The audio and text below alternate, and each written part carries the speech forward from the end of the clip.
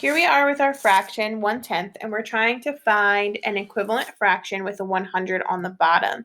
So I need to know what I can multiply this by to get a 100 on the bottom. There needs to be some fraction here. Now, we should know that 10 times 10 equals 100. But if we don't know that, let's go backwards. So instead of multiplying, the opposite of multiplying is dividing. So I want to see if I have 100 and I divide it by 10.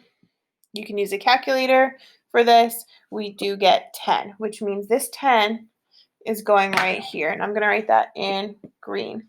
Now, if I've got a 10 on the bottom, I want to make an equivalent fraction. Equivalent means equal. So I'm going to have two fractions that are the same. When I get an equivalent fraction, I need to multiply by 1. So this fraction has to be equal to 1. If there's a 10 on the bottom, there has to be a 10 on the top. Then I know the bottom is 10 times 10 equals 100. The top is 1 times 10 equals 10. So my equivalent fraction is 1/10 is equal to 10 1/100ths. So that's the one you should be moving for the first one.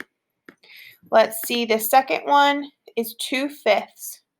So let's check that out and see what that looks like. 2/5. Again, we're multiplying to get a 100 on the bottom. I don't know what I need to multiply here, so I'm going to divide. 100 divided by 5 to see what I need to multiply by. And you can use a calculator here. And this, we're going to get 20, which means I need to multiply by 20 on the bottom. And this fraction needs to be equal to 1, so I need a 20 on the top as well. I know 5 times 20 is 100, and 2 times 20 is 40. So that would be the answer we're dragging over for this second one. You're going to keep that same pattern, doing the same exact thing for the last few problems.